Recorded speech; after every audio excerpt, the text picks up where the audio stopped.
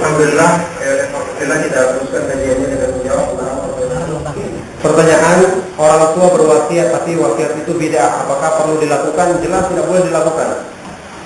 Tidak boleh dilakukan sesuatu yang melanggar dari sunnah Nabi SAW. Tidak boleh dilakukan. Nabi SAW melarang wasiat yang melanggar perintah syariat Allah Subhanahu Wa Taala. Seperti sabda beliau SAW, Inna Allah qad a'ta kulli dzi haqqin haqqahu fala wasiyata liwaris. Sungguhnya Allah telah memberikan semua yang memiliki hak, memberikan hak kepada semua yang berhak, maka tidak ada wasiat bagi orang yang bagi ahli waris. Misalnya begitu. Jadi kalau ada yang berwasiat untuk ahli waris langsung dibatalkan karena bertentangan dengan syariat Allah Subhanahu Wa Taala. Bagaimana zakat fitrah? Bukan zakat fitrah, zakat fitri. Diganti dengan uang, apakah sah atau tidak? Kalau sampai ke tangan orang miskin tersebut uang, maka tidak sah. Tapi kalau kita bayar uang kepada misalnya pengurus zakat, tapi kemudian dia nanti akan belikan beras dan sampai ke tangannya orang miskin dalam bentuk beras, itu sah karena kita mewakilkan kepada dia. Yang tidak benar itu kalau sampai ke dia dalam keadaan uang. Inna Allah la yuhibbu sholata rajulin musbil. Sebenarnya Allah tidak menyukai, tidak menerima salatnya orang yang musbil. Apakah derajat hadis ini hadis baik? Ya, secara sanadnya meskipun sudah kita ketahui isbal yang memanjangkan itu dari kain atau pakaian atau celana atau sarung melebihi batas kaki itu hukumnya haram. Tentu saja ketika ibadah lebih parah lagi keharamannya karena kita menghadap Allah Subhanahu Wa Taala. Jadi hadis ini secara sama dhaif ya. Secara sama dhaif dan secara fikih juga salatnya orang yang musbil ya diterima tapi dia berdosa itu ya. Salatnya diterima tapi dia berdosa, artinya salatnya sah. Karena kalau hadis ini seolah-olah dia mengatakan tidak diterima dan tidak sah salatnya.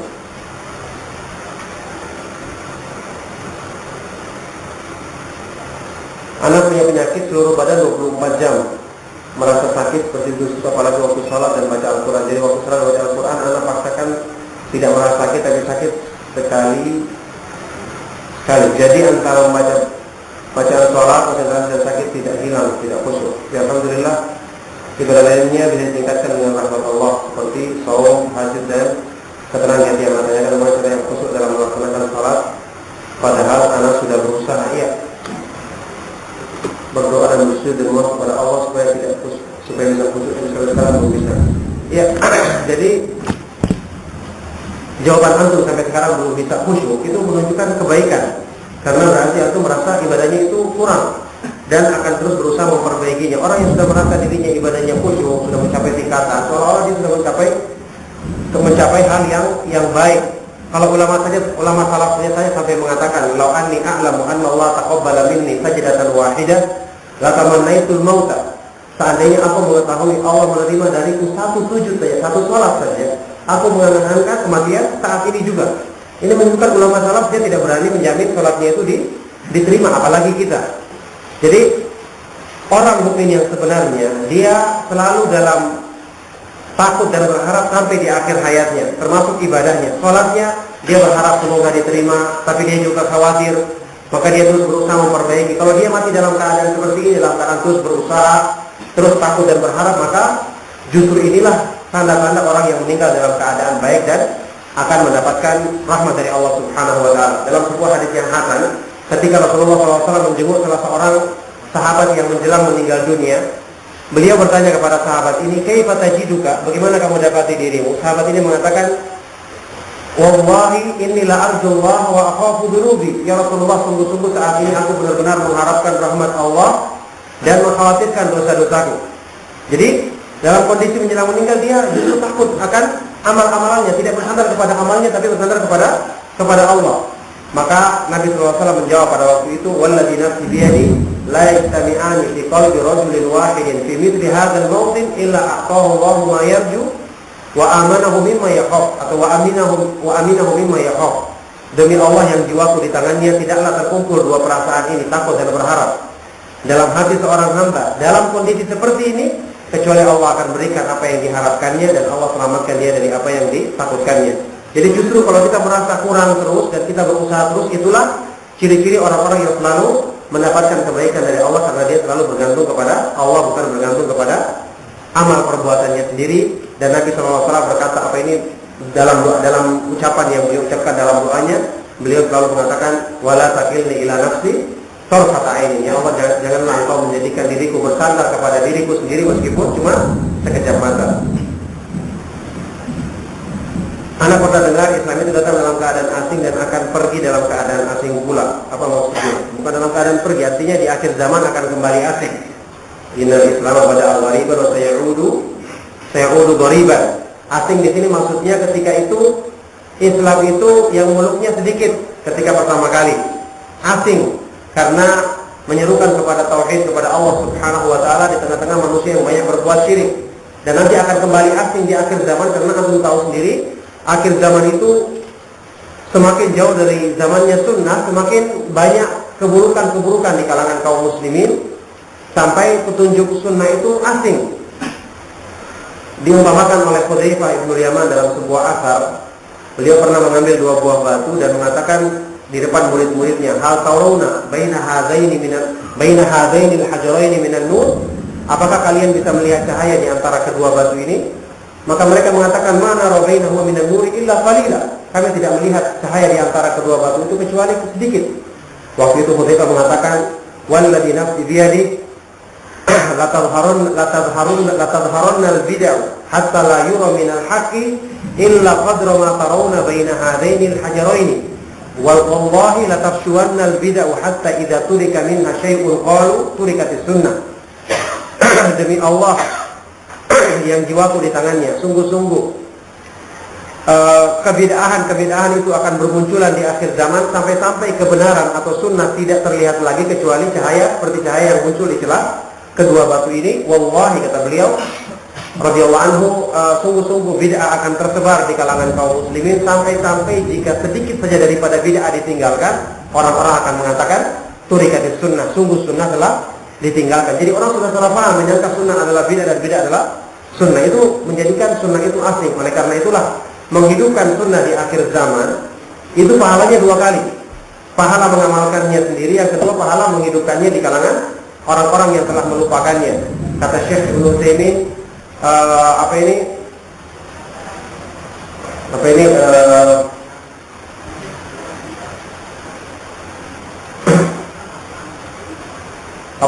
beliau menjelaskan tentang masalah keutamaan orang yang menghidupkan sunnah di akhir zaman. Lahu ajran li husuli fadilatil amal wa nasri sunnati bainan nas. Yang jelas begitu kurang lebih ucapannya.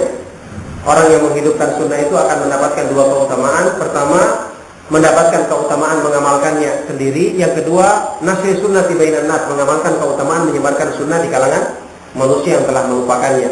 Ini karena asingnya sunnah sehingga berlipat ganda orang yang menghidupkannya. Dan semoga Allah Subhanahu wa taala menjadikan termasuk golongan orang-orang yang menghidupkan sunnah Nabi sallallahu alaihi wasallam. Ya, kata beliau, inna sunnata kullama turikat kana fi'luha awqat, begitu kata-katanya. Sunnah itu semakin ditinggalkan, maka pahala mengamalkannya pun semakin besar. Lihusuli fadilatil amal, karena mendapatkan keutamaan mengamalkan sunnah itu sendiri. Yang kedua, linashri sunnati bainan nas, karena menyebarkan sunnah itu di kalangan manusia. Ya. Misalkan saya ingin kebaikan dunia dan di akhirat dan keistiqomahan dalam beragama, apa doa itu harus diucapkan sehabis salat fardu dan bagaimana bunyi doa yang sahih? Doa yang paling utama adalah diucapkan dalam salat fardu, bukan yang paling utama dalam salat fardu. Karena Rasulullah SAW menyebutkan tentang orang yang salat, innal musalliya yunaji rabbahu. Orang yang salat itu dia sedang bermunajat dengan Rabbnya. Maka waktu yang paling tepat untuk mengungkapkan doa adalah ketika orang sedang berbisik-bisik dengan Rabbnya. Oleh karena itu dalam hadis-hadis yang sahih seperti diterangkan Ibnu Qayyim, Ibnu Hajar dan para ulama yang lainnya, kita tahu disebutkan 2 tempat utama yang disyariatkan untuk berdoa dalam sholat. Dan ini adalah sebaik-baik tempat untuk berdoa, dan kita boleh berdoa dengan doa sebanyak-banyaknya pada waktu ini, yaitu pertama dalam sujud. Kata Nabi SAW, aqrabu ma yakunu al-'abdu min rabbih wa huwa sajidun fa'akthiru ad-du'a fihi. Sedekat-dekatnya keadaan seorang hamba dari Allah, dari Rabbnya adalah ketika dia sujud, maka perbanyaklah doa padanya. Berarti waktu sujud itu disyariatkan untuk banyak berdoa. Oleh karena itu sujudnya Nabi Shallallahu Alaihi Wasallam panjang. Dan ini termasuk sunnah yang ditinggalkan kebanyakan saat ini, yaitu menjalankan rukun-rukun sholat dengan panjang. Orang yang semakin panjang membaca surat setelah Al-Fatihah, berarti rukunya semakin panjang. Berarti nanti i'tidalnya juga semakin panjang karena mendekati, semua berdekatan waktunya. Berarti nanti juga sujudnya semakin panjang karena banyak membaca doa di situ. Setelah itu tempat yang kedua adalah setelah selesai membaca tahiyat dan salawat kepada Nabi Shallallahu Alaihi Wasallam. Di situ Rasulullah SAW bersabda, "Tsumma liyatahayyar minad du'a a'jabahu ilaih." Kemudian dia bisa memilih doa yang paling disukainya. Maka ini termasuk tempat yang dikabulkannya doa. Ada yang mengkhususkannya sebelum salam, ada juga yang mengatakan umum, termasuk tahiyat yang pertama, dan itu yang lebih sesuai dengan zahirnya hadis, sesuai dengan teksnya hadis begitu. Jadi setelah tahiyat kemudian salawat membaca doa, dan ini termasuk tempat yang diperintahkan oleh Nabi SAW untuk memperbanyak doa. Adapun doa setelah salat, dalam hadis riwayat Tirmidzi yang disahihkan oleh Ibnu Hajar, dihasankan oleh Syarabani dan yang lainnya, Rasulullah SAW pernah ditanya, "Ayu du'ain asma?" Doa apakah yang paling didengarkan oleh Allah?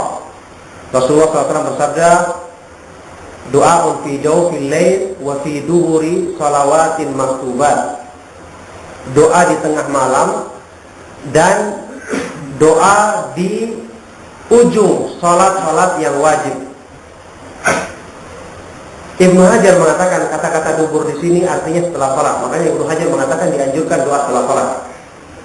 Jadi masalah doa setelah salat itu memang khilafnya kuat ya. Masalah khilafnya kuat. Karena Ibnu Hajar sendiri mengatakan mensahihkan hadis saya dan mengatakan hadis sahih, dan ini menunjukkan dianjurkan doa setelah salat karena dikatakan doa yang paling didengar. Meskipun kemudian dari pendapat yang rajih seperti yang diterangkan oleh Syekh Utsaimin berdasarkan mengkompromikan hadis-hadis yang ada, bahwa memang kata-kata dubur secara bahasa itu artinya ujung dari sesuatu. Makanya bokong manusia dinamakan dubur ya, karena ujung dari sesuatu. Yang ujung ini mengandung kemungkinan apakah setelahnya atau sedikit sebelum berakhir gitu ya. Kalau kita bilang ujung dari sesuatu, misalnya ujung meja ini, kita katakan bisa jadi setelahnya atau sebelum berakhir meja ini. Kalau sebelum berakhir berarti dia masih dalam sholat sebelum tahiyat, dan ini banyak hadis-hadis yang menunjukkannya. Kalau setelahnya berarti sesudahnya. Nah, Syekh Utsaimin punya kesimpulan yang bagus. Kata-kata dubur dalam nas-nas hadis-hadis yang sahih, kalau menyebutkan tentang zikir, itu artinya setelah sholat. Setelah sholat, karena Allah berfirman dalam Al-Quran, "Fa idza qudiyatis sholatu", Fa idza qadaytumus sholata fadhkurullaha qiyaman wa qu'udan. Kalau kalian telah menunaikan sholat, maka berzikirlah kepada Allah dalam keadaan duduk ataupun berdiri. Jadi zikir itu diucapkan setelah sholat. Jadi kalau ada kata-kata dubur, seperti misalnya zikir yang 33 itu kan juga pakai kata-kata dubur. 33 subhanallah, alhamdulillah, itu kata-kata dubur, artinya setelah sholat. Tapi kalau hubungannya setelah doa, membahas tentang masalah doa, itu artinya sebelum sholat. Itu setelah disimpulkan semua hadis-hadis yang ada. Cuma yang jelas khilafnya dalam masalah itu, dan pendapat yang paling kuat dalam masalah hadis tadi artinya adalah doa yang diucapkan sebelum salam. Doa yang diucapkan sebelum salam, itulah artinya doa tadi yang dalam hadis Tirmidzi tadi. Pendapat yang rajih itu juga hadis tentang hadisnya Mu'adz bin Jabal ketika Nabi mengajarkan doa membaca Allahumma inni ala dzikrika wa syukrika wa husni ibadatik, itu juga dikatakan dubur salat, ya artinya sebelum selesai, sebelum mengucapkan salam ya. Orang muslim yang berekreasi ke tempat-tempat sejarah dari agama selain Islam, ke Borobudur, apakah termasuk haram hukumnya? Jelas haram hukumnya, karena tempat-tempat begitu nanti berpeluang untuk diazab oleh Allah Subhanahu wa taala. Lagi pula apa yang mau dilihat di Candi Borobudur? Cuma melihat bangunan yang tua. Penting kita lihat tembok yang sana juga bangunan tua yang depan kita itu. Cukup. Iya.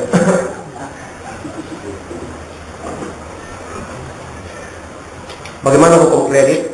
Misal saya membeli motor, jika cash 12 juta, jika kredit 12 juta, itu gimana? Itu pendapat yang rajih dan jumhur ulama mengatakan itu boleh.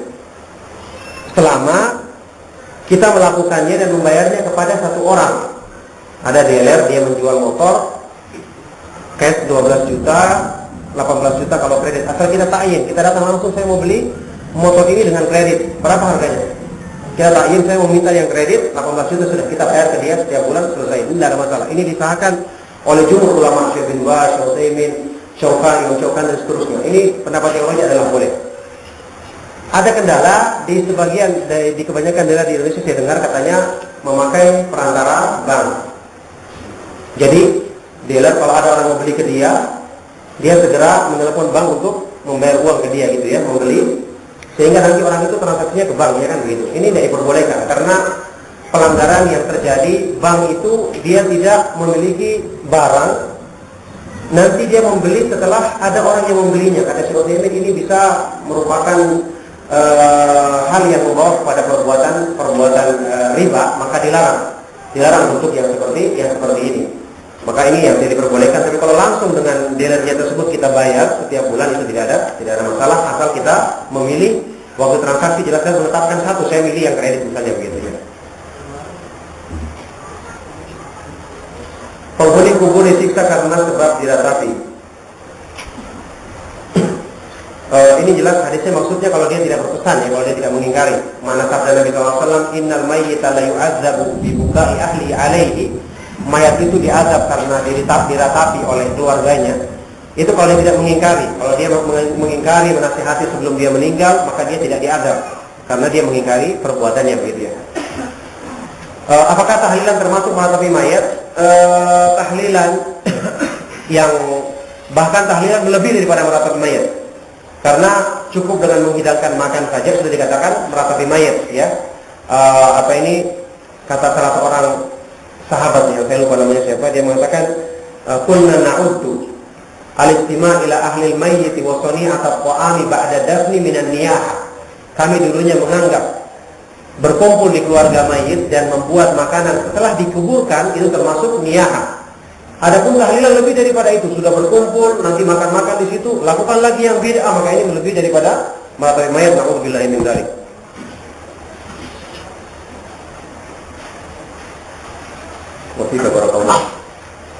Bagaimana cara kita menyikapi saudara-saudara kita salafin yang bersikap keras kepada kita disebabkan adanya fitnah sururi? Maka kita bersikap mereka ya jangan kekerasan, jangan dibalas dengan kekerasan.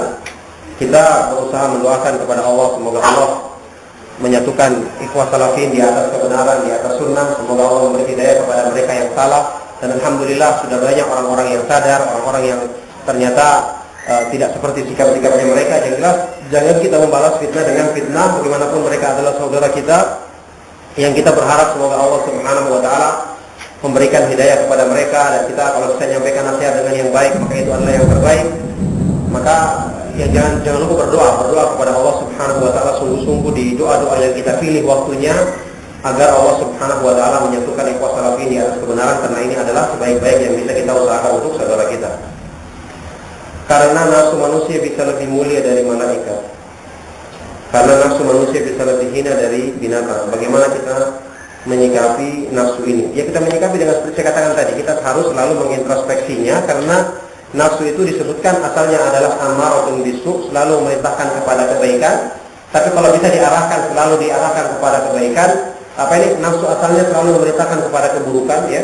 Tapi kalau bisa selalu diintrospeksi, diarahkan, dipaksa, sungguh-sungguh diarahkan kepada kebaikan, maka dia berubah menjadi nafsu yang mutmainnah ya, seperti yang Allah katakan dalam Al-Qur'an. Ya ayatuhan nafsu al-mutmainnah, wahai jiwa-jiwa yang tenang. Artinya tenang, bahagia ketika beribadah dan mendekatkan diri kepada Allah. Apakah perbedaan setan dengan iblis? Apakah makhluk yang sama atau berbeda? Ya, intinya iblis itu adalah pimpinannya syaitan. Pimpinannya syaitan. Jadi yang menjadi pimpinannya para syaitan adalah iblis, dan dia dari kalangan mereka sendirinya.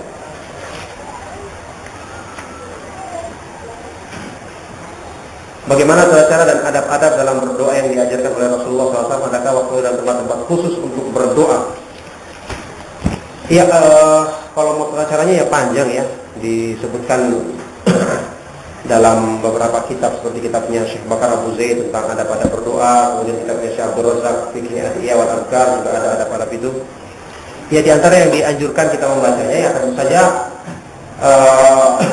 ada adab-adab yang umum seperti makanan yang halal, pakaian yang halal, ya penghasilan yang halal ya, kemudian memilih waktu-waktu yang dikabulkannya doa seperti seperti malam terakhir antara adzan dan iqamah waktu safar dan seterusnya.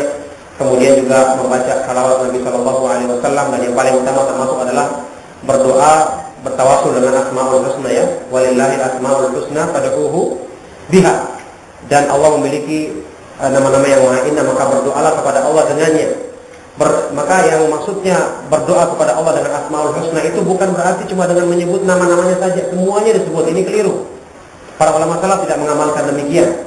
Jadi disebut semua nama-namanya satu persatu, tidak. Sedangkan lafaz Allah saja tidak termasuk zikir. Tidak ada lafaz yang tersendiri Allah begitu. Apalagi yang lainnya tidak seperti itu. Jadi berdoa dengan asmaul husna maksudnya meminta kepada Allah. Setelah itu kita menyebutkan nama Allah yang sesuai dengan permintaan kita.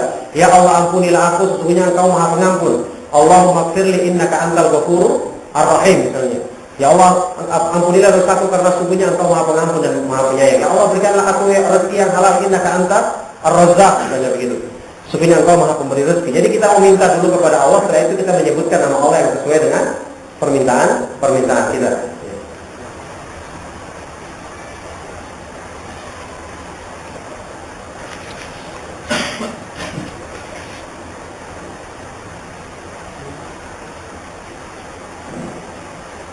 Hal-hal apa saja yang harus kita lakukan untuk bisa mendapatkan kebaikan dan keutamaan dari Islam? Yang paling utama banyak berdoa, karena itu kuncinya taufik. Yang kedua, berusaha bersungguh-sungguh mempelajari, memahami petunjuk Nabi Shallallahu Alaihi Wasallam yang Allah turunkan kepada beliau dalam Al-Quran dan Sunnah. Itu cara untuk mencapai kebaikan dalam agama.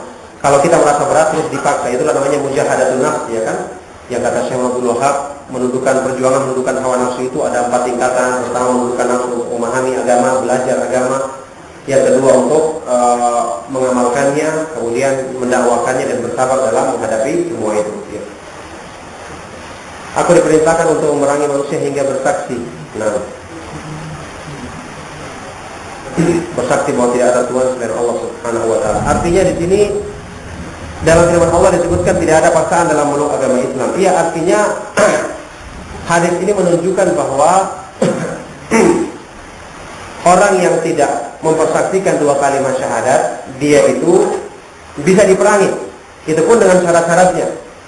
Dengan syarat-syarat seperti yang disebutkan dalam hadis-hadis yang sahih, diperangi, mereka ditawarkan dulu untuk masuk Islam, kalau tidak mau mereka disuruh membayar jizyah. Kalau tidak mau baru diperangi. Artinya orang yang berhak untuk diperangi adalah orang-orang yang demikian ciri-cirinya. Itu pun dengan syarat-syarat yang diambil dari hadis-hadis yang lain. Kami dalam sholat kadang sering tidak khusyuk, padahal sudah berusaha semaksimal untuk menghadirkan hati agar bisa khusyuk. Kalau saya terlintas masalah di pertanyaan, gimana agar bisa khusyuk sholat? Nah, lakukanlah sholat sesuai dengan sunnah. Pelajari cara sholatnya Nabi SAW, kemudian berusaha pahami apa yang kita baca. Dengan itu akan membantu kita untuk khusyuk. Di antara sunnah yang kita lupakan yaitu membaca ta'awudz ketika merasa diganggu oleh syaitan. Itu sunnah Nabi SAW yang banyak dilupakan. Kalau kita diganggu oleh syaitan, kita berta'awudz, kemudian kita meludah ke arah kiri kita, dan ini diperbolehkan meskipun dalam sholat. Bahkan itu merupakan sunnah Nabi SAW.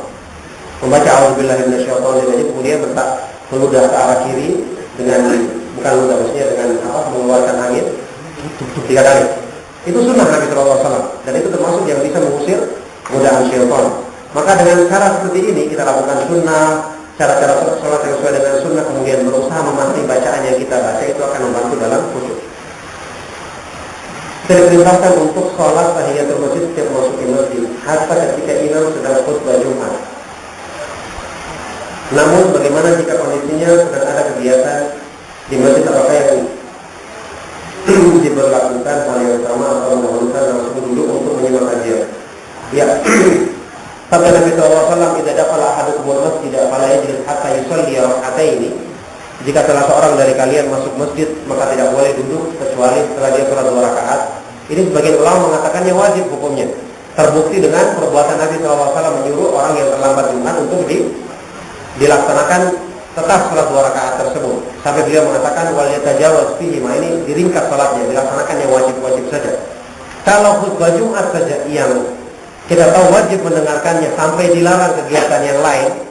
Orang beramar ma'ruf nahi munkar saja dilarang waktu khutbah Jumat, melarang orang yang ribut misalnya, itu kan nahi munkar. Padahal ini kedudukannya tinggi. Itu dilarang karena wajibnya melaksanakan sholat Jumat. Sehingga para ulama mengatakan membaca salawat kepada Nabi pun kalau khotib mengatakan ucapan Nabi Shallallahu Alaihi Wasallam, mengucapkan apa ini namanya Nabi Shallallahu Alaihi Wasallam, tidak boleh kita mengatakan Shallallahu Alaihi Wasallam. Ada yang mengucapkan salam tidak boleh kita jawab karena wajibnya mendengarkan khutbah. Kalau ini saja diperintahkan, apalagi dalam kegiatan ta'lim. Kita usahakan kalau datang kita langsung sholat 2 rakaat dengan seringkas mungkin, yang wajib-wajib saja, baru kita duduk menghadiri majelis ta'lim yang ada. Langkah-langkah amalan apa yang harus kita kerjakan agar hati dan keimanan tetap sesuai dengan sunnah? Ya seperti yang saya bilang tadi, banyak berdoa, kemudian banyak membiasakan diri mengamalkan sunnah, karena dengan membiasakan diri mengamalkan sunnah itu akan menjadikan kita semakin mencintainya dan terbiasa mengamalkan kebaikan.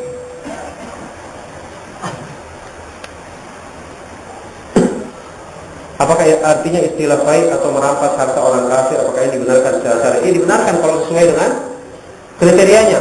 Tapi kalau yang dirampas adalah hartanya kaum muslimin atau hartanya orang-orang kafir yang dia itu tidak diperbolehkan untuk dirampas hartanya, seperti hartanya orang kafir sekarang belanja di tokonya orang Cina kemudian ngambil diam-diam pergi, ya itu berdosa jelas, itu bukan fine namanya. Karena itu tidak dalam kondisi sedang berjihad. Berkah doa ini saya baca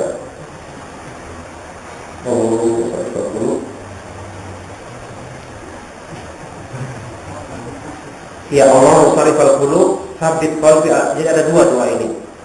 Yang dalam Sahih Muslim lafaznya Allahumma musarrifal qulub sarrif qulubana ala ta'atik.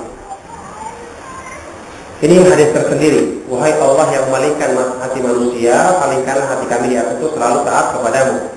Yang disebutkan dalam hadis sahih lainnya riwayat Imam Ahmad yang dikatakan oleh Anas bin Malik, termasuk doa yang banyak dibaca oleh Nabi Shallallahu Alaihi Wasallam adalah lafaznya ya muqallibal qulub tsabbit qalbi ala dinik. Kalau tadi ala ta'atik, sarrif qulubana ala ta'atik. Kalau ini tsabbit qalbi ala dinik.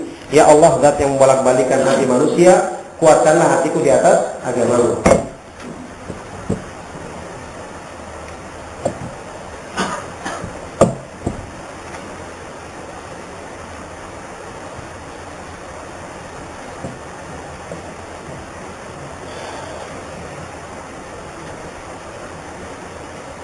Apakah definisi bid'ah dan masalah-masalah yang disebut bid'ah itu apa? Karena banyak sekali yang menurut kelompok A bid'ah, menurut kelompok lain sunnah. Ya, intinya bid'ah itu adalah amalan-amalan yang tidak dicontohkan oleh Nabi Shallallahu Alaihi Wasallam. Kalau disebut definisinya yang dipilih oleh para ulama seperti yang disebutkan oleh Asy-Syafi'i dan yang lainnya itu tariqatun fid dini mukhtara'ah tudahi asy-syar'iyyah yuqsadu bis-suluki 'alaiha al-mubalaghatu fit ta'abbudi lillahi 'azza wa jalla. Ini panjang pengertiannya, yang jelas kesimpulannya itu aja, amal yang tidak sesuai dengan apa yang dicontohkan oleh Nabi SAW dan para sahabatnya. Adapun masalah perselisihan, ada yang mengatakan ini bid'ah dan itu bukan, maka dilihat dalilnya. Bagaimana orang mengatakan ini pendapat yang kuat, ini pendapat yang lemah, dilihat dalilnya. Semua orang bisa mengatakan ini bid'ah, tapi harus ada dalilnya. Ada dalilnya, kalau memang dalilnya sesuai dengan pemahaman dalil yang disebutkan, maka itu benar. Kalau tidak, maka tidak. Tapi kalau seandainya itu permasalahan khilaf yang tidak ada dalilnya, kemudian dikatakan ini adalah perbuatan bid'ah padahal tidak jelas dalilnya atau masih ada kemungkinan, maka ucapan itu sendiri yang adalah merupakan ucapan bid'ah.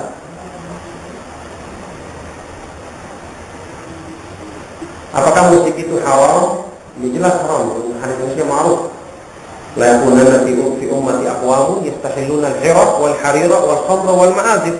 Akan datang nanti di umatku orang-orang yang menganggap halal zina, sutra, minuman keras, dan alat-alat musik. Ya.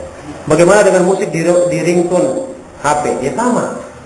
Baik di ringtone, baik di mulut, baik di mainan anak-anak, semuanya sama. Kalau sudah musik diharamkan. Oleh karena itu, kata sebagian masyayikh, ringtone HP itu ada 3 macam.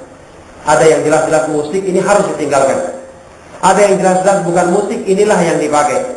Yang ketiga ada yang ragu-ragu, ini ditinggalkan karena syubhat. Mirip-mirip musik tapi kayaknya bukan, tinggalkan aja yang seperti ini, cari aja yang selamat gitu. Supaya HP-nya jadi HP yang sesuai dengan sunnah.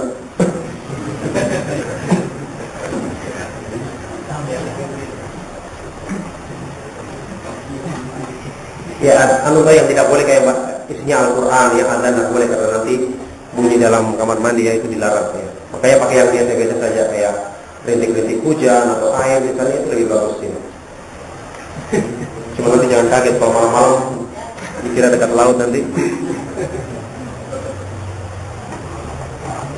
Mau tanya bagaimana tanggapan dan saran tentang ikhwan yang kalau mau taklim pilih-pilih ustaz.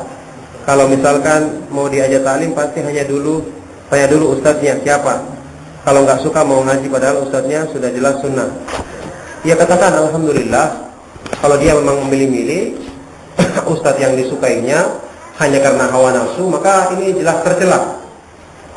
Bisa jadi ustaz yang tidak disukainya dengan sebab itu turun rahmat dan taufik dari Allah Subhanahu wa taala kepada orang-orang yang menghadiri pengajiannya. Kemudian dia luput dari kebaikan tersebut dan banyak kebaikan-kebaikan yang lainnya. Para ulama dulu mereka tidak memilih-milih. Selama ustaznya di atas sunnah, maka dia berusaha mengambil manfaat daripada ustaz tersebut dengan semangat menghadiri majelisnya. Maka ini jelas menyelisih manhaj salaf cara-cara pertimbangan seperti ini. Mohon dijelaskan bagaimana doa untuk istri saya yang belum melaksanakan sunnah. Ya minta hidayah kepada Allah karena di tangannya hidayah.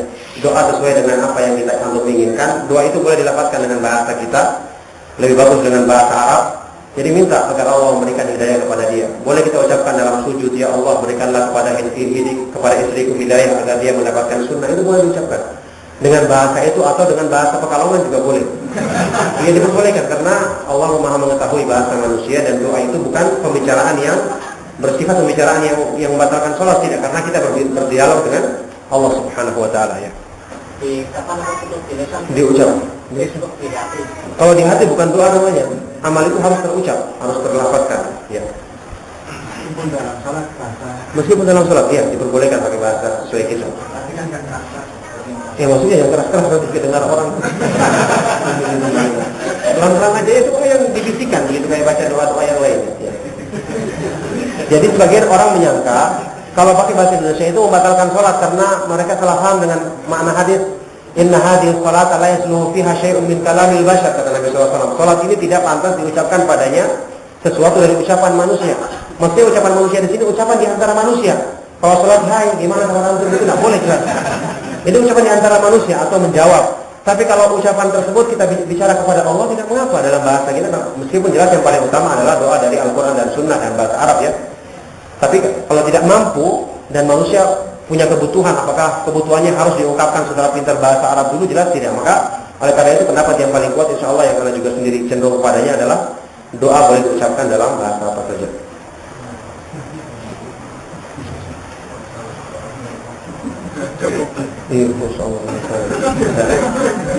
Makalah. Namanya Ibnu Adam lagi, subhanallah. Karena tidak menyangka masih ada sekarang anaknya Nabi Adam sampai saat ini. Ini seperti yang untuk cari tangan tadi, ya apa ini? Abu Nu'aim Al-Fadl Ibnu Dukain itu terkenal suka bercanda juga orangnya. Pernah ada orang yang datang ke rumahnya, mengetuk pintunya. Dia tanya, "Man?"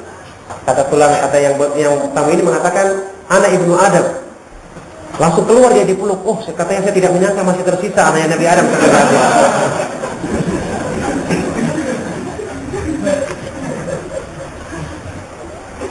Makanya maksudnya kalau ditanya harus dengan nama yang jelas, jangan Ibnu Adam. Kecuali kalau memang namanya bapaknya Adam ya wajar. Tapi terkadang sekarang ikhwan-ikhwan itu salah menggunakan kunyah. Dalam tempat-tempat yang dibutuhkan untuk mengenalkan nama, jangan pakai kunyah. Abu Abdillah, nanti ribuan orang yang namanya Abu Abdillah. Kenalkan nama antum yang antum dikenal dengannya. Menyampaikan berita atau menulis misalnya tulisan, sebutkan dengan nama yang dengan itu antum dikenal agar karena tujuannya menyampaikan identitas kan untuk dikenal, bukan cuma sekedar untuk mengaburkan. Jadi memakai kunyah boleh, tapi jangan sampai dengan kunyah itu malah membuat kabur. Siapa orang ini kita nggak tahu. Jangan-jangan jin atau manusia kan gitu. Anda mempunyai bapak sudah berusia 60 tahun tapi belum juga mau melaksanakan sholat 5 waktunya. Tapi beliau melaksanakan puasa Ramadan, puasa Sunnah Senin Kamis, Masya Allah. Caranya untuk membukakan tabir hidayah kepada bapak saya agar dengan senang hati mau melaksanakan sholat waktunya sebelum Allah memanggilnya. Ya, ini merupakan tempat antum berjihad. Doa yang paling antum sungguh-sungguh untuk ucapkan, karena usaha antum untuk mendakwai dia tentu saja merupakan bakti yang terbaik dari seorang anak, karena menjadi sebab orang tuanya mendapatkan hidayah. Maka berusahalah berdoa, mendakwainya dengan cara yang baik, disuruh dengarkan radio Teladan Sunnah ya. Ini bukan promosi supaya dia bisa, karena anak dengar banyak sekali ikhwan-ikhwan yang bilang katanya neneknya dulu ada yang suka berbuat syirik. Dengarkan radio, ada ikhwan yang di Solo dengarkan radio, alhamdulillah sekarang sudah ikut pengajian. Masya Allah, ini juga termasuk usaha yang bisa kita lakukan. Yang jelas ini merupakan ladang antum untuk berdakwah dengan sungguh-sungguh, menyadarkan orang tua antum, dan semoga Allah Subhanahu wa taala memudahkan taufiknya kepada orang tua antum dan keluarga antum.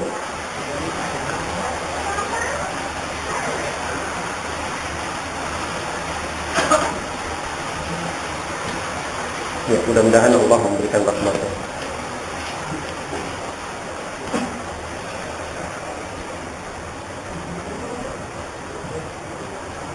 Saya punya utang di bank, keinginan saya untuk membayar bulat karena kami tahu ternyata riba. Tapi sebelum terlunasi hutang tersebut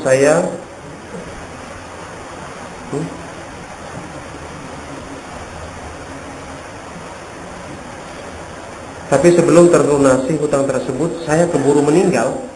Kok bisa jadi yang nulis ini siapa pula? Ngeri banget ini. Sudah meninggal kok bisa nulis surat? Masya Allah.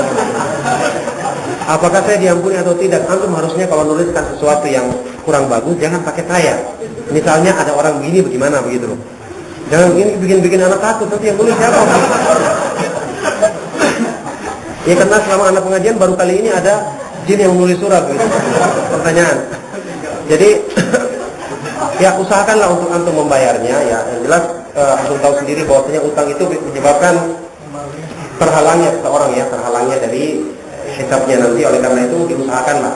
Cuman kita tahu ada hadis sahih yang menyebutkan bahwa orang yang bersungguh-sungguh untuk melunasi utangnya, maka itu akan mendapatkan pertolongan dari Allah Subhanahu wa taala yang dengan Allah Subhanahu wa taala memberikan kemudahan baginya. Yang jelas antum berusaha sungguh-sungguh untuk melunasinya, dan kalau ada sekarang diusahakan, apalagi ini riba, segera berlepas diri membayarnya baru lepas. Mudah-mudahan dengan itu Allah Subhanahu wa taala menjadi sebab untuk menambah rezeki antum dan memudahkan hal-hal yang baik bagi antum.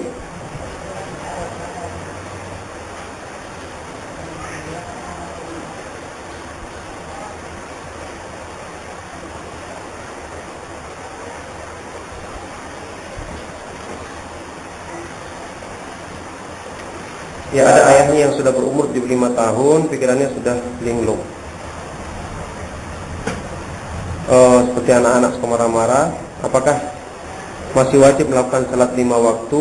Ya, kita tahu sabda Nabi Shallallahu Alaihi Wasallam, rufi al-aqlam an salatin, diangkat kolam ya, artinya tidak diwajibkan melaksanakan syariat dari 3 golongan, termasuk orang yang hilang akalnya sampai kembali. Maka ini termasuk dalam golongan tersebut. Cuma ini perlu dipastikan. Kalau dia masih bisa melaksanakan sholat, maka usahakan dilaksanakannya meskipun dibimbing, wudunya dibantu, karena ini termasuk, kecuali kalau dia sudah bisa tidak ingat sama sekali, maka dia termasuk orang yang diberi wudu dalam masalah ini, karena dia sudah orang yang tidak kena beban syariat lagi. Cuman ini perlu dipastikan karena belum tentu dalam usia yang seperti ini dia memang termasuk golongan yang sudah kehilangan akalnya. Jadi dibimbing dulu, diberi pengertian dulu dengan usaha yang maksimal gitu.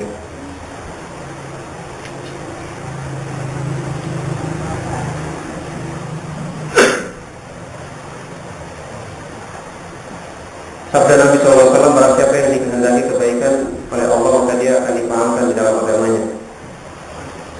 Bagaimana dengan orang yang mendakwakan sunnah tetapi ibadah dan akhlaknya rusak, sementara kita tidak mampu untuk menasihatinya? Bagaimana kita dalam bersikap kepadanya, dan apakah makna paham dalam hadis di atas? Makna paham dalam hadis di atas itu kata Imam Ibnu Qayyim, paham di sini artinya adalah al-ilmu al-muwarris lil amal salih, ilmu yang mewariskan amalan saleh.